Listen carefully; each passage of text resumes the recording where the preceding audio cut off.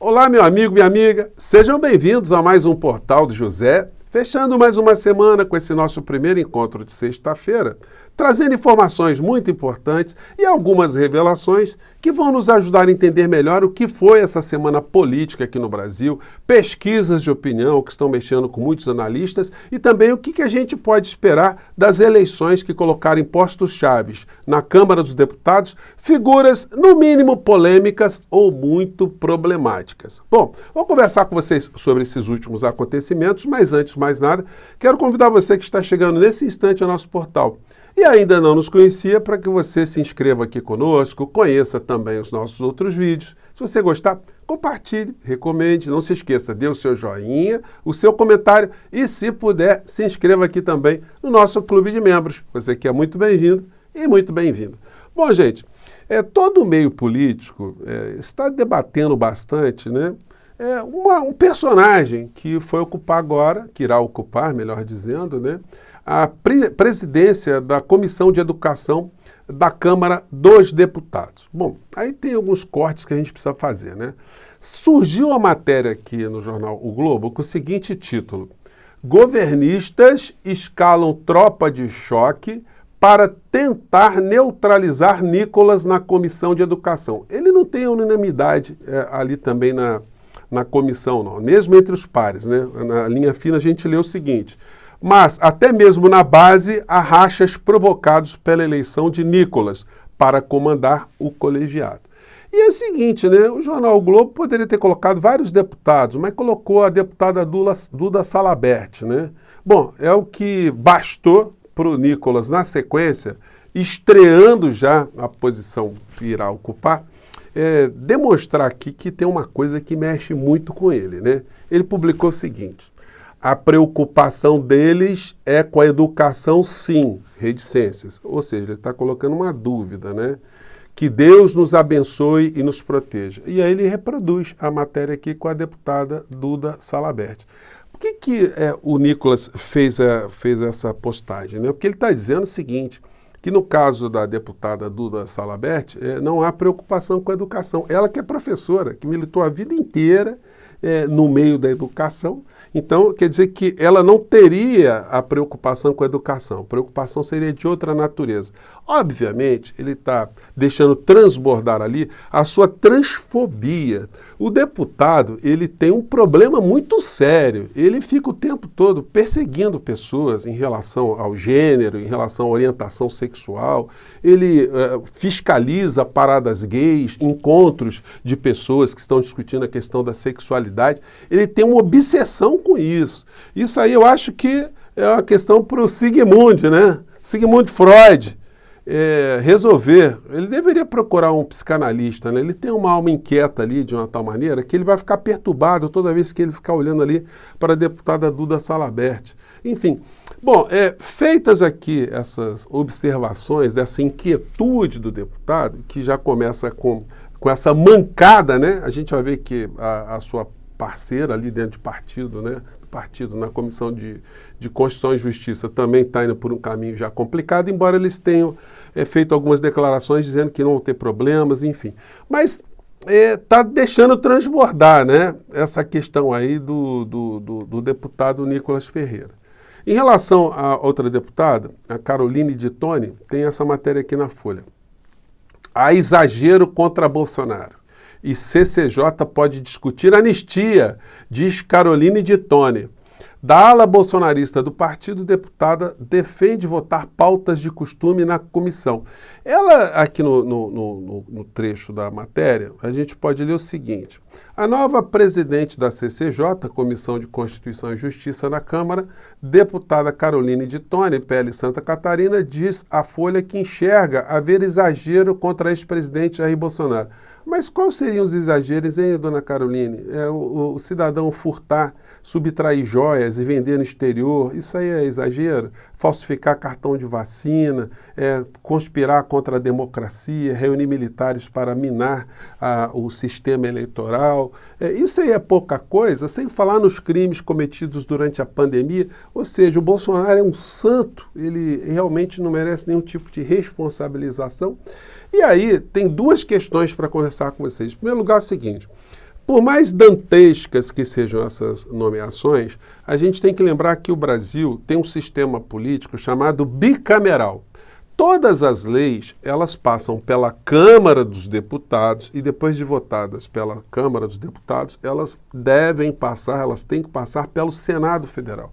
E aí elas são submetidas a um novo crivo. Então, por mais que absurdas sejam as proposições feitas pela extrema-direita, pela ala super-ideológica, vamos dizer assim, extremista na Câmara dos Deputados, o projeto ele terá que ser submetido primeiro ao plenário da Câmara. E aí surgirão debates públicos.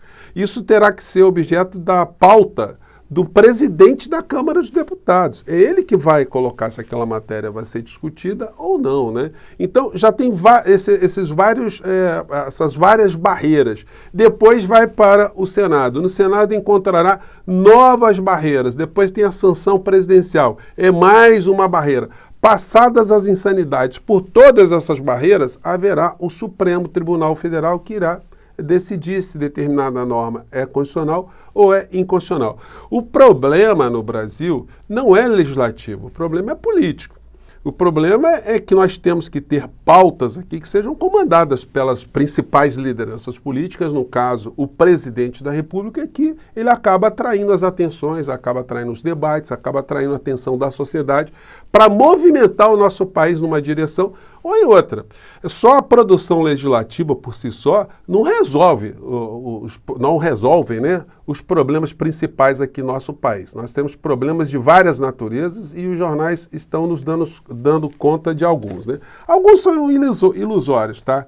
Que não mexem com a nossa realidade aqui, embora muitas pessoas achem que mexem. Como, por exemplo, esse editorial aqui do Jornalão, né?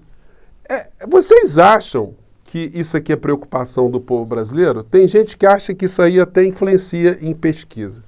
Diz aqui editorial: são inexplicáveis os afagos de Lula à ditadura de Maduro. Não tem cabimento comparar casos do próprio petista ao de oposicionista venezuelano impedida de concorrer. Gente, isso é um assunto que só mesmo nesses círculos mais fechados, né, que querem questionar e que fazem coro, né, a tudo que acontece lá na Venezuela como sendo os fatos mais importantes do planeta Terra, né? Então, enfim, são situações. Outras também no campo da economia, elas funcionam como ferramentas, né, de desgaste também da imagem do governo. E elas são potencializadas nos principais telejornais e acabam caindo pelas redes também. Uma delas é essa aqui, que está em todos os jornais e na internet hoje. Tombo no lucro. Ganhos da Petrobras caem 33,8% no primeiro ano de Lula e somam 124 bilhões de reais, né? Só que é o seguinte, esse ganho aqui de 124 bilhões de reais foi o segundo maior da história da Petrobras. A Petrobras só pagou mais dividendos no último ano do governo Bolsonaro, com os preços dos combustíveis na estratosfera, os rentistas, né, que apostam em ações da Petrobras, se deram bem aqui no Brasil e fora do nosso país. A questão de combustíveis aqui no nosso país ela é vital, inclusive, para repercutir na opinião pública brasileira, mas quando o combustível baixa de preço ou quando o combustível sobe de preço. Se o combustível baixar de preço para o cidadão comum, na ponta, né, na bomba, para o caminhoneiro, para o taxista, enfim, não importa se os acionistas da Petrobras estão ganhando menos ou estão ganhando mais. A Petrobras não foi criada para dar lucro para acionistas. Essa foi uma perversão na função estratégica que a Petrobras teve ao longo das últimas décadas. Nesse modelo, ela servindo como uma instituição de Estado para o desenvolvimento do nosso país, ela tem que dar menos lucros para os acionistas e tem que ser mais funcional para o nosso país. Isso precisa ser colocado cada vez mais em debate, né? Bom, enfim, são situações que estão acontecendo. E aí hoje a gente tem essa notícia aqui, dólar abre em alta, ações da Petrobras despencam no exterior com dividendos abaixo do esperado. Isso aí tem gente que não tem a menor influência com esse tipo de situação, mas começa a dizer, né? Petrobras isso, a Petrobras aquilo, enfim. Tem uma matéria hoje na revista Veja muito interessante, até que assina é a Laísa Dallagnol, né? Não é parente do Dallagnol, viu? O sobrenome aqui é parecido, mas não é o mesmo, tá? Mesmo inelegível, Bolsonaro vive realidade paralela como cabo eleitoral. Cada vez mais encrencado no inquérito do golpe, esse presidente arrasta multidões por onde passa. Olha, isso é relativo, tá? Ele sempre arrasta as pessoas que já são informadas que ele estará em determinado lugar. Então ele faz essas muvucas, essas aglomerações, e realmente acontece isso. As pessoas vão para essas aglomerações, elas não têm essa percepção que ele está inelegível. Não tem a percepção dos crimes que ele cometeu contra o nosso país. Muitas dessas pessoas perderam parentes na pandemia e não conseguem associar que aquela morte de um parente querido se deve, inclusive, pela irresponsabilidade criminosa ou os atos criminosos que o inelegível comandou aqui no nosso país. Enfim, são situações que merecem muitos holofotes, muitas luzes, mas a figura do Bolsonaro ela continua ainda com algum tipo de aceitação numa parcela da sociedade, porque essa parcela da sociedade nunca foi devidamente esclarecida, nunca teve um enfrentamento de informações verdadeiras. Como eu tenho dito sempre aqui para vocês, né? A informação gera a ação, a desinformação gera a conformação, pensamento atribuído ao filósofo Hegel, que está absolutamente correto. E hoje todo mundo que está lidando com as pesquisas que foram publicadas nesses 2 dias estão percebendo que a questão da comunicação ela é vital. E aí tem uma questão, né, que é muito complicada. Matéria aqui do Estado de Minas, né, ainda em setembro de 2023. Lula reserva valor recorde para publicidade oficial em ano eleitoral. Gente, no ano de 2023, o governo gastou 359 milhões de reais em publicidade, propaganda que vão nas redes oficiais, enfim, e outras mídias também, né? E agora, em 2024, o orçamento previsto é de 647 milhões. Como é que pode o governo ter feito uma série de situações, todos os indicadores sociais melhoraram, todos os programas sociais melhoraram e a percepção da sociedade está ficando cada vez mais desfavorável em relação ao que a gente está vendo nas últimas pesquisas? A resposta é a comunicação.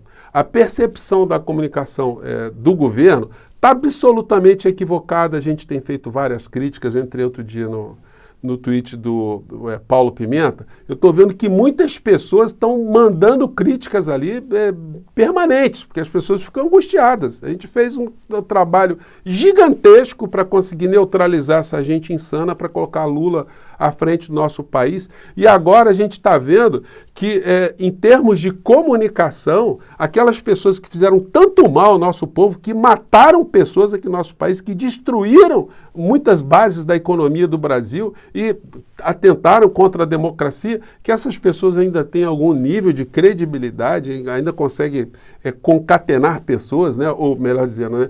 Congregar pessoas ao redor da figura do inelegível, ele com todas essas situações. Então tem algo muito errado, né?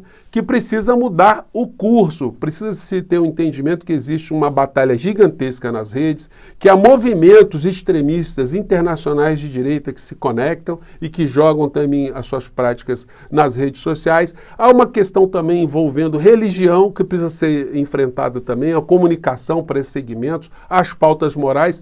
Se isso tudo não for compreendido, o Lula está numa situação muito complicada e nós todos que estamos nessa batalha também estamos, né?